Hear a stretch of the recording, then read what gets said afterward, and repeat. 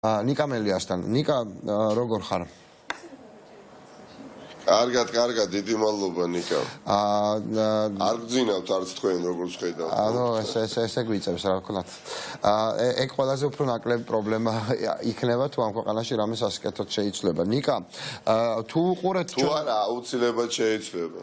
იმედი მაქვს. თუ უყურეთ ჩვენს კადრებს, ალბათ ამის დრო არ ქონდათ, მე გეტყვით რომ ჩვენ ვაანალიზებთ, ხო, ნუ იქ რობოკოპებიც ვნახეთ, სიგნალის ჩამხშობი მანქანები რაც ყველაზე უფრო ნიშანდობლივია, როგორც ჩანს თუ იქნება შტურმი მედიას გაუჭირდება მუშაობა, სიგნალის ჩამხშობი მანქანა ამას ემსახურება და ტელეფონებსაც მათ შორის და სხვა შორის და ერთი მნიშვნელოვანი გარემოება არის ის რომ ამას გვაჩვენებენ აფიშირებულად ოღონდ, იმიტომ რომ თუ რომ არ უნდოდეთ, ჩვენ ამას ვერ გადავიღებდით და ვერ ვაჩვენებდით. რას ფიქრობთ ამაზე ყველაფერზე?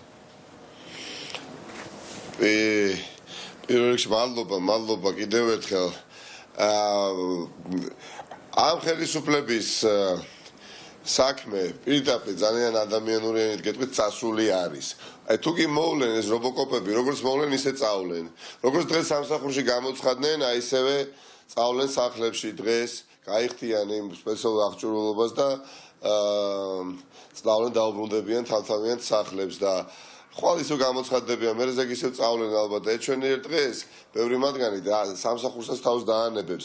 იმ სამსახურს, რომელიც არის ერთი კაცის სამსახური და არა ქვეყნის სამსახური. ეს ადამიანები, ვინც დღეს იქ იქრებიან, აბსოლუტურ უმრავლესობა დარწმუნებული ვარ, არიან ბიძინა ივანიშვილის სამსახურში.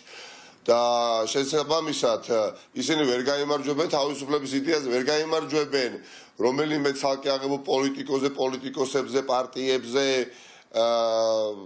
არა.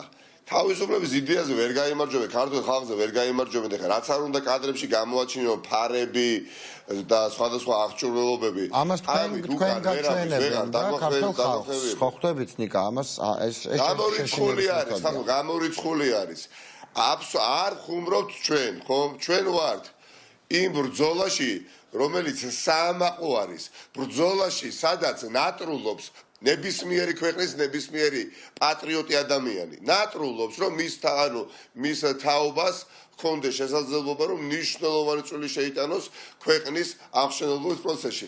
და აქ ვართ ჩვენ, ცოცხლები, ადამიანები, ახალგაზრდები, ენერგიით სავსე, რომელთაც გვინდა მხოლოდ რომ შვილები, რომლებიც დაგვებადება ამ ქვეყანაში და წამოიზრდებიან, მათი მშობლები არ ფიქრობდით, რომ ამ ქვეყნიდან შვილები უნდა გადავიყვანოთ სხვა განვითარებულ სახელმწიფოში, იმიტომ რომ ჩვენი ქვეყანა არ არის განვითარებული და არც უჩანს პირი, რომ როდესმე განვითარდება ამ ოლიგარქის ხელში.